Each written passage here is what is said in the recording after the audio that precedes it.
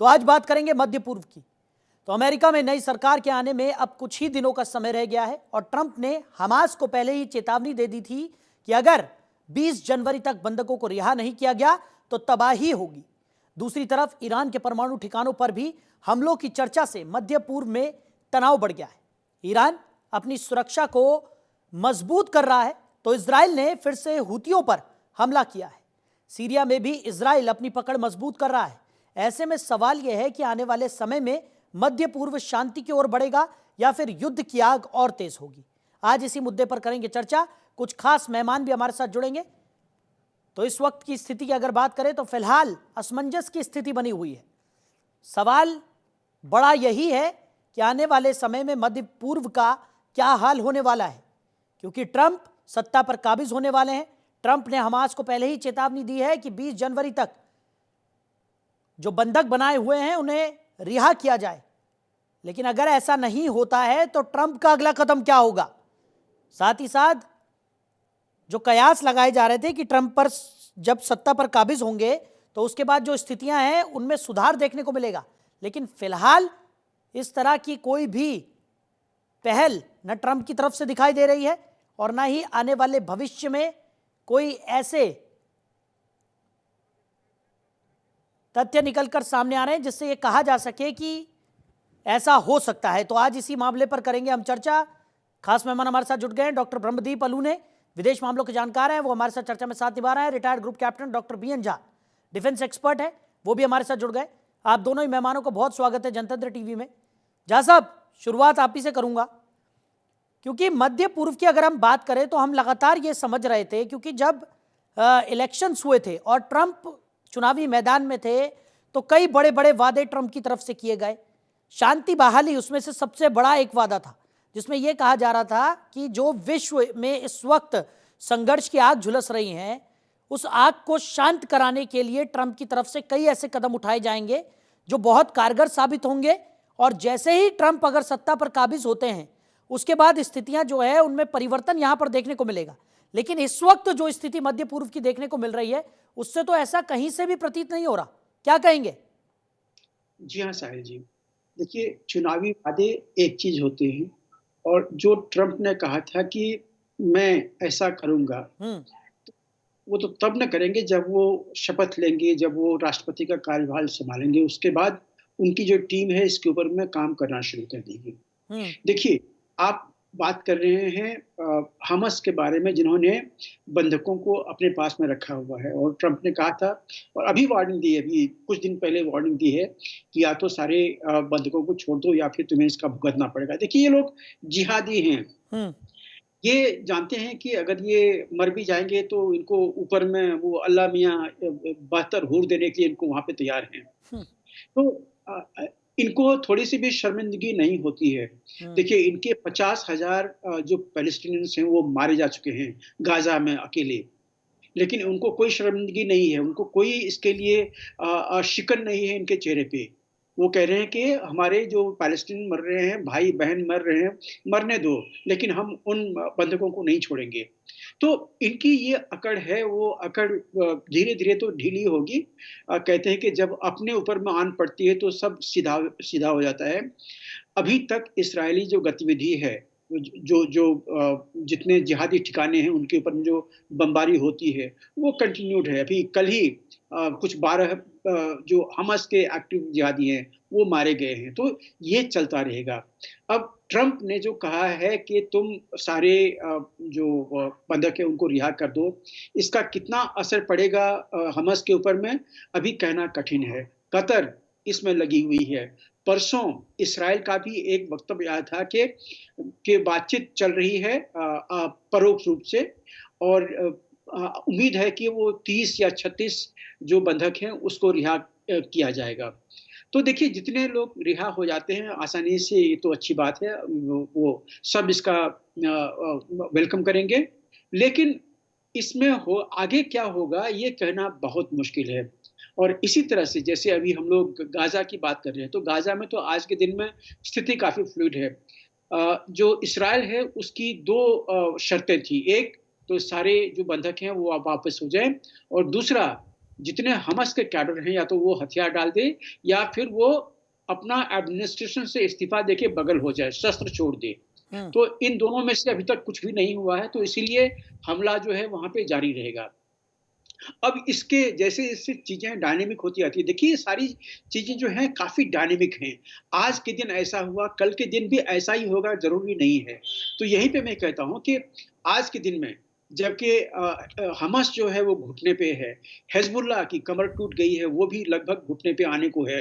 Israel में जो Hezbollah थे और कैडर थे, वो भी धीरे धीरे सफाया उनका हो रहा है या वो रिट्रीव कर रहे हैं अपने आप को, रिसीड कर रहे हैं।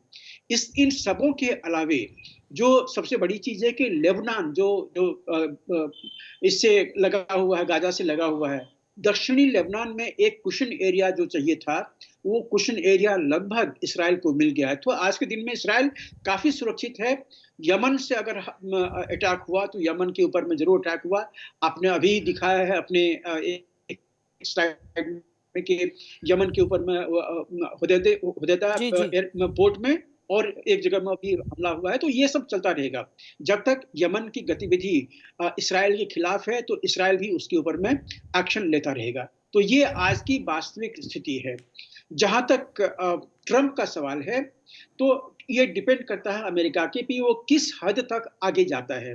अभी ट्रंप जब अपना कार्यभार संभालेंगे, उनके जो सेक्रेटरी ऑफ स्टेट हैं वो कौन होंगे, सेक्रेटरी ऑफ डिफेंस वो कौन होंगे, इसके ऊपर में डिपेंड करता है कि उनकी आगे की जो रणनीति है, खास करके मिडिल ईस्ट में, वो कैसे रहेगी। तो देखिए अभी चीजें शुरू हो रही है, अभी ट्रंप आने वाले हैं, अब आगे आगे देखते जाइए होता है क्या। लेकिन मुझे नहीं लगता है कि कोई चीज रेडिकल चेंज होगा।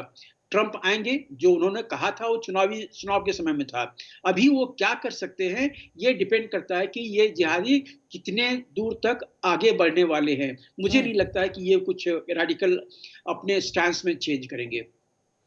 ठीक है, डॉक्टर ब्रह्मदीप अलूने भी हमारे साथ है, विदेश मामलों की अच्छी खासी समझ रखते हैं। डॉक्टर साहब, अभी झा साहब ने जो पॉइंट्स रखे, कई मायनों में अगर देखा जाए तो वही इस वक्त सही नजर आ रहे हैं, लेकिन उम्मीदें जो है वो ट्रंप से बहुत ज़्यादा हो गई थी, क्योंकि ट्रंप जिस तरीके से अपने चुनावी प्रचार प्रसार में लगातार ये कहते हुए नजर आए कि शांति बहाली को लेकर उनके प्लान्स हैं, उनकी रणनीतियां हैं, और जैसे ही वो सत्ता में काबिज होंगे उसके बाद शांति बहाली का जो रास्ता है वो पूरी तरह से साफ हो जाएगा। लेकिन अब ट्रंप का जो बदला हुआ तेवर यहां पर देखने को मिल रहा है, क्योंकि हमास को सीधे शब्दों में चेतावनी दे दी गई है कि वो 20 जनवरी तक जो बंधक है उन्हें यहां पर रिहा करे, नहीं तो उसके बाद अंजाम भुगतना उसको पड़ सकता है। ऐसे में क्या इसे आने वाले तबाही का एक बड़ा काउंटडाउन यहां पर माना जा सकता है, जो समय ये चल रहा है? सर जी देखिए, आवाज आ रही है मेरी? जी जी, सुन पा रहे हैं सर, हम बोलिए। जी देखिए, ट्रंप जो इस बार सत्ता में आ रहे हैं, तो पूरी दुनिया में बहुत सारे अंदेशे हैं, और ट्रंप ने ऐसा एहसास दिलाया है या ऐसा दावा किया है कि दुनिया की समस्याओं की जो पूंजी वो उनके हाथों में, दुनिया की समस्याओं का समाधान करने के लिए वो आ रहे हैं। लेकिन ट्रंप 2016 में भी आए थे, और उस समय जब वो आए थे तब क्राइमिया पर रूस का कब्जा हो चुका था। तो क्या ट्रंप वो कर पाए थे? ट्रंप जब आए थे तब उत्तर कोरिया जो है वो हथियार बना रहा था, तो लेकिन ट्रंप किम जोंग से बात करने के बावजूद क्या हथियारों की जो वो उत्पादन कर रहा था उसको रोक पाए थे? क्या ट्रंप जो है वो ईरान को रोक पाए थे, ईरान जिस प्रकार से मदद कर रहा था?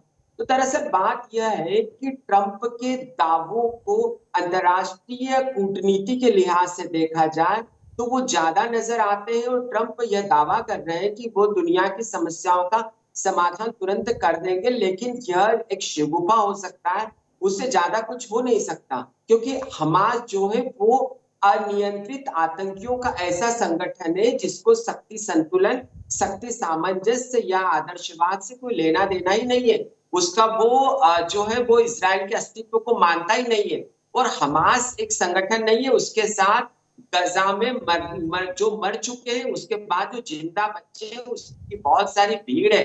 तो जब तक आप लोकतांत्रिक तरीके से दुनिया में परिवर्तन की बात नहीं करेंगे, तब तक कोई बदलाव होने वाला नहीं है। आप तुरंत ईरान पर हमला करने की बात कर देंगे, ऐसा नहीं हो सकता, क्योंकि ईरान का जो रणनीतिक पार्टनर है वो रूस बैठा हुआ है। आप तुरंत हमास का क्या करेंगे? यदि आप फिलिस्तीन पर अमेरिका भी हमला करने लगेगा तो इस्लामी दुनिया जो है वो अमेरिका के विरोध में खड़ी हो जाएगी। और क्या ट्रंप इस्लामिक दुनिया को अमेरिका के विरोध में खड़ा करने का साहस कर पाएंगे? तो ट्रंप के दावे अपनी जगह है, उनकी चुनावी रैलियां अपनी जगह थी, उनकी सोच अपनी जगह है, उनकी राजनीति अपनी जगह है, लेकिन आंतरिक राजनीति और दुनिया की जो वैश्विक परिदृश्य होता है उसमें जमीन आसमान का फर्क होता है। और ट्रंप चाहे जितने शक्तिशाली क्यों नहीं हो, अमेरिका चाहे जितना शक्तिशाली क्यों नहीं हो, लेकिन उसकी जो अर्थव्यवस्था है, जो उसकी राजनीति, जो उसकी कूटनीति है, वो डॉलर पर चलती है। और डॉलर का सिर्फ लेना देना अमेरिका से नहीं होता। यदि अमेरिका का को बहिष्कृत कर दिया, जिस प्रकार से ट्रंप के जो अलग अलग दावे आ रहे हैं, उनके अलग अलग कथन आ रहे हैं, तो वो यूरोप से भी दुश्मनी लेना चाहते हैं, वो नेटो से भी दुश्मनी लेना चाहते हैं, वो यूक्रेन को मदद देना बंद कर देना चाहते हैं, वो चाहते हैं कि फिलिस्तीन में भी समस्या का समाधान हो जाए। तो ऐसी कोई चाबी दुनिया के पास नहीं है। हाँ, ट्रंप को सबसे पहले किसी चीज पर ध्यान देने की जरूरत है, तो मध्य पूर्व में इस्लामिक देशों से कैसे उनका विश्वास जीता जाए और इस्लामिक देशों को लेकर कैसे हमास पर दबाव बनाया जाए। यदि वो ऐसा करते हैं तो निश्चित तौर पर वो अमेरिका के हितों की रक्षा कर पाएंगे। यदि वो पुतिन को इस बात के लिए मना लेंगे कि क्या पुतिन ने जो 20% जमीन यूक्रेन की जीत ली है वो ट्रंप के कहने पर पुतिन वापस लौटा देंगे? पुतिन कभी वापस नहीं लौटाएंगे। तो ट्रंप के दावे अपनी जगह है, लेकिन जो दुनिया के राष्ट्राध्यक्ष है या जिनसे उसका मुकाबला होने वाला है, जिसमें जो है वो इजराइल के प्रधानमंत्री भी है, क्या वो ट्रंप की सभी बातों को सुन लेंगे? उसमें पुतिन भी है, उसमें ईरान भी है, उसमें उत्तर कोरिया भी है। तो अभी आने वाला समय यह बताएगा कि कैसे ट्रंप नियंत्रण और संतुलन की भाषा का उपयोग करके अपनी कूटनीति को आगे बढ़ाते हैं, क्योंकि उनकी आक्रामकता दुनिया को विश्व युद्ध की ओर धकेल सकती है। और इसकी इजाजत न तो यूरोप देगा, न ही अमेरिका की सीनेट देगी, और न ही दक्षिण एशिया या भारत जैसे जो देश है वो देंगे। तो अभी आने वाले समय पर नजर रखना पड़ेगी और उससे ही पता चलेगा कि जो ट्रंप है वो किस दिशा में जाते हैं। साहिल जी, ठीक है। झा साहब, अलूने जी का तो ये कहना है कि चुनावी शिगुफे हो सकते हैं जिस तरीके से ट्रंप ने जो तमाम बड़े बड़े दावे यहाँ पर कर दिए हैं, क्योंकि परिस्थितियों को देखकर ऐसा प्रतीत हो रहा है। और दूसरी तरफ अगर हम बात करें तो ट्रंप का जो एक आक्रामक रवैया जो है वो भी अब नजर आने लगा है। जिस तरीके से हमास को यहाँ पर चेतावनी दे दी गई है और जिस तरीके से साफ तौर पर खुले शब्दों में ट्रंप ये कहते हुए नजर आ रहे हैं कि अगर उनकी बात को नहीं माना गया या 20 जनवरी तक किसी भी तरह इन बंधकों को रिहा नहीं किया गया तो उसके बाद का जो खामियाजा है वो हमास उसके लिए खुद जिम्मेदार होगा। यानी सीधे शब्दों में ये माना जा सकता है कि ट्रंप की तरफ से भी कोई बड़ा हमला क्या पता हमास पर किया जा सकता हो, और अगर ऐसा होता है तो उसके बाद एक बार फिर से वही तबाही वाला मंजर देखने को मिलेगा जो हमने पिछले कुछ समय में देखा। जी हाँ, ट्रंप जो कहते हैं अगर ऐसा उन्होंने किया तो मंजर तो बिल्कुल अलग होगा। लेकिन अगर हम लोग ट्रंप 1 की जो अवधि थी 2016 से 20 तक, अगर उसको हम लोग समझ पाए हैं तो हम ये समझ सकते हैं, ये सोच सकते हैं, अनुमान लगा सकते हैं कि ट्रंप कोई भी ऐसा रैडिकल स्टेप नहीं उठाएगा जो कि कहीं पे भी बिल्कुल अलग सा एक चेंज लेके आ जाएगा। जी जी, हमने देखा हुआ है कि जब कोविड का समय था तब ट्रंप WHO को रेक्टिफाई या उनको सुधारने के बजाय WHO से इस्तीफा देके बाहर निकल गए थे। इसी तरह से उनके कई ऐसे स्टेप्स हुए हैं यूएन में, यूएनएससी में, जिसको हम लोग पलायनवाद का जो परिभाषा है वो देते हैं कि वो भाग जाते हैं, वो रन छोड़ के वहां से निकल जाते हैं या वहां पे फिर वो दुबक जाते हैं जहां पे उनको की एक्शन लेना चाहिए।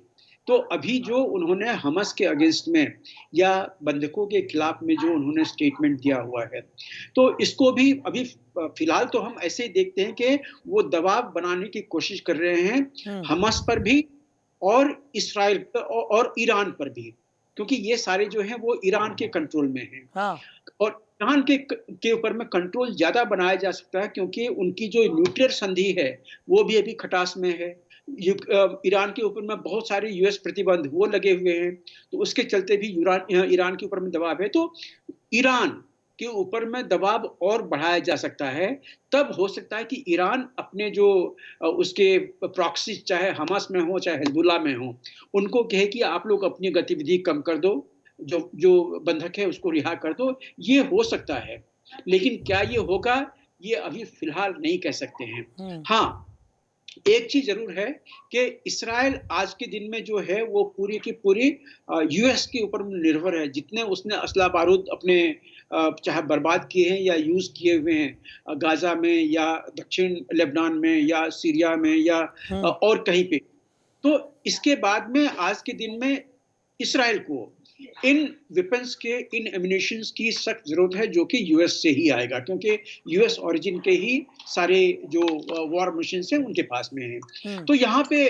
जो इसराइल है वो यूएसए के ऊपर में निर्भर है, इसमें कोई दो बात नहीं है। तो इसीलिए ट्रंप जो कहते हैं कि हम इस वॉर को बंद कर सकते हैं, तो दोनों जगह में, चाहे वो यूक्रेन हो चाहे वो गाजा हो, यहाँ पे अमेरिकी साजो सामान आ रहे हैं मिलिट्री के। अगर वो साजो सामान बंद हो जाएं तो ये वॉर जो बंद हो जाएगा। लेकिन अमेरिका कभी भी इसराइल को ये साजो सामान बंद नहीं करेगा, क्योंकि वो उसका बहुत पुराना एलाय है और वो कुछ भी किसी भी हद तक इसराइल को बचाने के लिए जाएगा। आप याद कर लीजिए कि मेडिटेरेनियन में पिछले 1.5 साल से अमेरिकी 2 बेड़े जो हैं वो वहां पे गश्ती लगा रहे हैं जी। किसके लिए? सिर्फ इसराइल के लिए, कि कहीं और से आके, चाहे लेबनान, चाहे सीरिया, चाहे ईरान, कहीं से आके वो मेडिटेरेनियन में, सागर में आके इसराइल पे हमला ना करते। इसी तरह का रेड सी में भी इसी तरह की चौकसी बरती जा रही है। तो ये सारा यूएस सिर्फ इसराइल को बचाने के लिए कर रहा है। तो इसीलिए यूएस आगे के दिनों में भी इसराइल को बचाने की कोशिश करेगा, जहां तक हो सके बंधकों को छुड़ाने की कोशिश करेगा, और इसराइल के जो इमीडिएट जो कंसर्न्स हैं टेररिज्म रिलेटेड, उसको कहीं न कहीं एड्रेस करने की सोचेगा। हिजबुल्लाह को ऑलरेडी घुटने पे ला दिया है, हमास ऑलरेडी घुटने पे है, अब बचा यमन में जो हूती है, हूती को भी अटैक शुरू कर दिया है। तो मुझे लगता है कि इसराइल कहीं न कहीं आने वाले दिनों में सेफर महसूस करेगा। लेकिन जब तक ये जिहादी आसपास में हैं, ये आपको चैन से जीने नहीं देंगे। आपको कहीं न कहीं एक रेडिकल स्टेप तो लेना ही पड़ेगा। ठीक। डॉक्टर अलू ने, जैसा कि झा साहब ने जिक्र किया कि अमेरिका जो है वो इजराइल के सपोर्ट में अभी भी है, पहले भी हमने देखा और आने वाले समय में भी अमेरिका का सपोर्ट जो है वो इजराइल के साथ रहेगा। और हमने ये भी देखा है कि इजराइल के जो तेवर बदले हैं जब से ट्रंप सत्ता पर काबिज होने की बात निकलकर सामने आई, और जैसे ही ट्रंप इलेक्शन जीते तब से अब तक इजराइल ने अपने हमलों को और ज़्यादा आक्रामक यहाँ पर कर दिया है। ईरान की अगर हम बात करें तो ईरान का जिक्र जैसे कि झा साहब ने किया था कि वो भी अपनी तरफ से तैयारियां यहाँ पर ज़रूर कर रहा है, क्योंकि हमने देखा था कि न्यूक्लियर पावर प्लांट जो ईरान का है उसके आसपास की जो सिक्योरिटी है उसको भी और ज़्यादा कड़ा कर दिया गया था, वहाँ पर प्रशिक्षण और ज़्यादा बढ़ा दिए गए थे। अब ऐसे में कई तरह के सवाल यहाँ पर उठ रहे हैं। ईरान को लेकर सवाल ये है कि ऐसा ना हो कि ईरान बौखलाहट में कोई ऐसा कदम उठा ले जिससे कि आने वाले समय में न्यूक्लियर वॉर का खतरा यहाँ पर बढ़ जाए। दूसरी तरफ इजराइल के हमले लगातार आक्रामक हो रहे हैं, और अब ट्रंप अगर उन्हें खुली छूट दे देते हैं तो वो भी कुछ ऐसा कदम उठा सकते हैं जिससे कि आने वाले समय में वर्ल्ड वॉर का जो खतरा है वो और ज्यादा बढ़ जाए। जी देखिए, 2 बातें बहुत महत्वपूर्ण है जो ट्रंप को देखना पड़ेगा। क्या फिलिस्तीन के अस्तित्व से कोई फिलिस्तीन के अस्तित्व को क्या कोई नजरअंदाज कर सकता है? नेतन्याहू फिलिस्तीन के अस्तित्व को नजरअंदाज करते हैं और हमास जो है वो इजराइल के अस्तित्व को नजरअंदाज करता है। तो आपको द्विराष्ट्रवाद का सिद्धांत तो मानना ही पड़ेगा कि उस जमीन पर इजराइल भी और उस जमीन पर फिलिस्तीन भी है। दूसरी बात यह है कि जो अमेरिका के सबसे बड़े सहयोगी है, रणनीतिक सहयोगी, वो मिस्र और जॉर्डन है। यदि आप फिलिस्तीन के अस्तित्व को मानने से इनकार करते हैं, यदि आप फिलिस्तीनियों को वहां से खदेड़ते हैं, तो फिलिस्तीनी भाग के कहां पर जाएंगे? जॉर्डन जाएंगे या मिस्र जाएंगे? तो क्या वहां एक तो जो मिस्र है वो मुस्लिम ब्रदरहुड नामक एक संगठन से बड़ा परेशान रहा है, जिसने अरब में एक प्रकार का आतंकवाद को या चरमपंथी को फैलाया था। तो मिस्र में यदि फिलिस्तीनी जाते हैं और फिलिस्तीन में संघर्ष बढ़ता है तो उसका नतीजा हो सकता है कि मिस्र में कट्टरपंथी ताकतें मजबूत हो सकती है, और ऐसा जो है वो अमेरिका भी नहीं चाहेगा और ट्रंप भी नहीं चाहेंगे। तो आप चाहें या न चाहें, आप माने या न माने, आपको फिलिस्तीन को एक राष्ट्र के तौर पर स्वीकार करना पड़ेगा। आपको नेतन्याहू को यह बताना पड़ेगा कि कुछ भी हो, आप फिलिस्तीनियों को अधिकार दे जो नेतन्याहू देना नहीं चाहते, और इसके बिना जो है वो इजराइल के जो बंधक है वो वहां से आजाद हो ही नहीं सकते। जो दूसरा सवाल है वो भी बहुत महत्वपूर्ण सवाल है कि ईरान को लेकर क्या नीति हो सकती है, ईरान क्या आक्रामक हो सकता है। तो देखिए, ईरान का जो अस्तित्व है तभी वो अपने आप को मजबूत रख पाएगा जबकि वो इजराइल के विरोध में मजबूती से खड़ा हो। क्योंकि जो 1979 का इस्लामिक क्रांति हुई थी जो ईरान में, उसके बाद से ईरान ने जिन दो देशों को शैतान माना है उसमें पहला अमेरिका, दूसरा इस्राइल है। तो जो ईरान है उसको यदि इस्लामिक दुनिया का नेतृत्व करना है, जो ख्वाब को देखते हैं, यदि इस्लामिक दुनिया में अपने आप को मजबूत बनाए रखना है, और यदि अरब जो देश है या जो मध्य पूर्व है वहां पर अपने हितों को बराबर बनाए रखना है, अब मजबूती से खड़े होना है, तो उनको इजराइल का विरोध करना ही पड़ेगा। तो ईरान का जो पूरा परमाणविक जो नीति है या ईरान जो प्रक्षेपास्त्र बना रहा है उसका निशाना और कोई राष्ट्र नहीं है, उसका ईरान निशाना इजराइल है। और ईरान के धर्मगुरु इस बात को बेहतर तरीके से जानते हैं कि इजराइल विरोध को हवा देकर ही वो अपने देश में सेना की स्वीकार्यता को बढ़ा सकते हैं, अपने देश में बने रह सकते हैं। क्योंकि आप इस्लामिक दुनिया के जो मध्य पूर्व के खासकर देश देख लें, इन देशों में लोकतंत्र कभी पनप ही नहीं पाता है। या तो राजतंत्र होता है या जो सत्ता में आते हैं वो आक्रामक तरीके से धर्म का सहारा लेकर येन केन तरीके से अपने आप को सत्ता में मजबूत रखते हैं, क्योंकि वहां पर विद्रोह का खतरा हमेशा बना रहता है। तो ट्रंप यदि आते हैं तो ट्रंप का जो सबसे प्रमुख उद्देश्य होना चाहिए वो दो होना चाहिए कि क्या वो फिलिस्तीन में उसी प्रकार की लोकतांत्रिक सत्ता स्थापित कर पाएंगे जो 2 दशक पहले अमेरिकी प्रयासों से यासिर अराफात को खड़ा करके की गई थी। और यदि ऐसा होता है तो क्या इजराइल इसको पसंद करेगा, क्योंकि इजराइल ने ही यासिर अराफात के विरोध में हमास को खड़ा किया था। दूसरी बात, जो अमेरिका की प्राथमिकता होगी या ट्रंप की प्राथमिकता होगी वह ये होगी कि कैसे ईरान में तख्ता पलट करके जो पिछले 5 दशकों से एक धर्मगुरु का उस देश में कब्जा है, और उस देश की महिलाएं, उस देश के युवा चाहते हैं कि ईरान की सत्ता बदल जाए, जिससे कि जो ईरान है वो यूरोप के पास चला जाए और वहां के जो युवा है या की जो महिलाएं हैं वो लोकतांत्रिक तरीके से जी सके, उनके लिए ज्यादा अवसर हो। तो यदि ट्रंप इस नीति पर काम कर सकते हैं तो वो ज्यादा कारगर होगी, लेकिन ट्रंप ऐसा आक्रामक तरीके से नहीं कर सकते, क्योंकि यदि वो आक्रामकता बरतते हैं तो अमेरिका का विरोध ईरान में भी होगा और अमेरिका का विरोध फिलिस्तीन में भी होगा। और यदि दोनों देशों में विरोध होता है, यदि आम जनता विरोध करती है तो तख्ता पलट कभी हो नहीं पाएगा। तो ये चुनौतियां ट्रंप के सामने है। अब देखना यह है कि ट्रंप यूरोप का सहारा लेकर, लोकतांत्रिक देशों का सहारा लेकर, भारत जैसे देशों को मध्यस्थ बनाकर यदि इस दिशा में आगे बढ़ते तो निश्चित तौर पर अमेरिका को इसका फायदा मिलेगा, ट्रंप को फायदा मिलेगा। लेकिन ट्रंप आक्रामक तरीके से अपने हितों की पूर्ति करना चाहते तो मुझे नहीं लगता साहिल जी कि वो कामयाब होंगे। ठीक है जहाँ साहब, समय हमारे पास थोड़ा सा कम है, जल्दी से मैं आपसे चाहूंगा, सीधा सवाल मेरा कि जिस तरीके से लगातार अमेरिका की तरफ से हमास को धमकी दी गई है और अगर बंधकों को यहाँ पर रिहा नहीं किया जाता है तो हमास को उसके बहुत ज़्यादा व्यापक जो दुष्परिणाम है वो यहाँ पर भुगतने पड़ सकते हैं, ऐसा ट्रंप का कहना है। अब आने वाले समय में क्या लगता है, हूती हमास का संपूर्ण सफाया हम देख सकते हैं?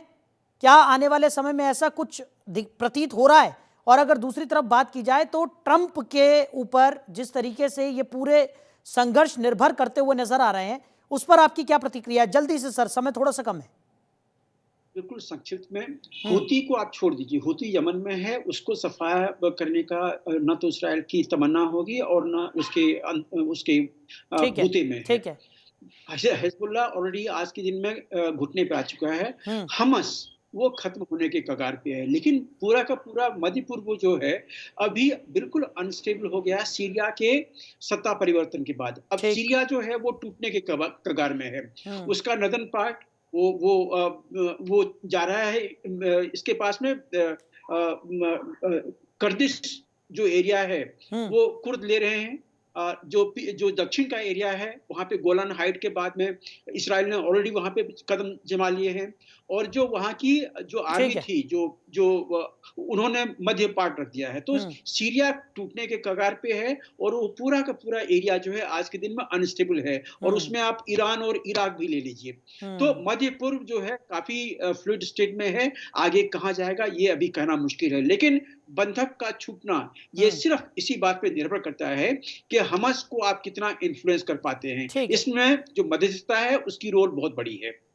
ठीक है, चलिए झा साहब, अलूने जी, आपने अपना कीमती समय हमारे साथ साझा किया और इस चर्चा में साथ निभाया, इसके लिए आप दोनों का भी बहुत शुक्रिया। समय की कमी के चलते हमें इस चर्चा को यहीं विराम देना होगा। तो ट्रंप का आक्रामक रवैया किसी से छिपा नहीं है। हमास को साफ तौर पर ट्रंप ने चेतावनी दी है कि आने वाले 20 जनवरी तक अगर बंधकों को रिहा नहीं किया तो दुष्परिणाम भुगतने के लिए हमास पूरी तरह से तैयार रहे। अब आने वाले समय में ट्रंप का क्या कुछ कदम होगा, नेतन्याहू किस तरीके से आगे अपनी रणनीति को और ज्यादा कारगर यहां पर बनाएंगे, और कैसे मध्य पूर्व के हालात रहेंगे, इस पर भी नजर बनी रहेगी। फिलहाल हमारी इस खास पेशकश में इतना ही। बने रहिए और देखते रहिए जनतंत्र टीवी। नमस्कार।